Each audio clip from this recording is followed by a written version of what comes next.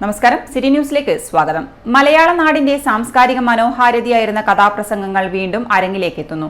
നാടിനൊപ്പം സഞ്ചരിച്ച മഹത്തായ കല മൂല്യച്യുതി സംഭവിച്ചുകൊണ്ടിരിക്കുന്ന വേളയിലാണ് അരങ്ങ് സജീവമാകുന്നത്. കേരള കഥാപ്രസംഗ പരിപോഷണ വേദി കണ്ണൂർ മഹാത്മാ മന്ദിരത്തിൽ സംഘടിപ്പിച്ച കഥാപ്രസംഗ ശതാബ്ദി ആഘോഷമാണ് ഈ കലയുടെ മഹത്വം വീണ്ടും ജനങ്ങളിലേക്ക് എത്തിക്കുന്നത്.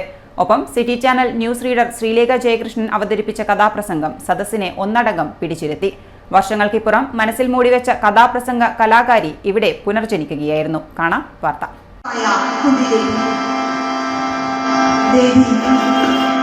തന്റെ മുന്നിൽ ഉറങ്ങിക്കിടക്കുന്ന പുരുഷ കേസരിയെ കൂട്ടാതെ ദേവി ആലോചിച്ചു പോയി.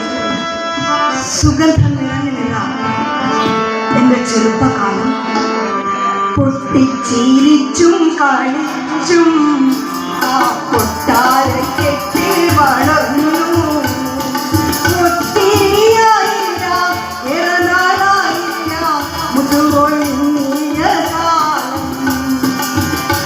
ഒരു നാൾ ദുർവാസാവ് മഹർഷി തന്റെ കൊട്ടാരത്തിൽ വന്നു. എന്റെ ശുശ്രൂഷയിൽ സദൃശനായ മഹർഷി 5 മന്ത്രങ്ങൾ ഉപദേശിച്ചു. മന്ത്രത്തെക്കുറിച്ചുള്ള ഉത്കണ്ഠ നിറഞ്ഞുന്ന ദിവസങ്ങൾ.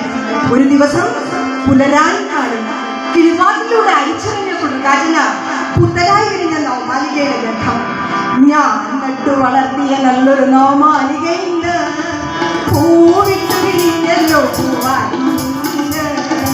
ഞാൻ നട്ടു വളർത്തിയ നല്ലൊരു നവമാലികയില് പൂവിട്ടു വിരിഞ്ഞല്ലോ പൂവാലിന്. നവമാലിക നൽകണം, മറ്റൊന്നും ചിന്തിച്ചില്ല. അതിനായി വെള്ളത്തിനായി ഒരു പാത്രവും എടുത്ത് യമുനയിലേക്ക് ഓടി. കുറെ ദൂരം ചെന്നപ്പോഴാണ് ബോധമുണ്ടായത്.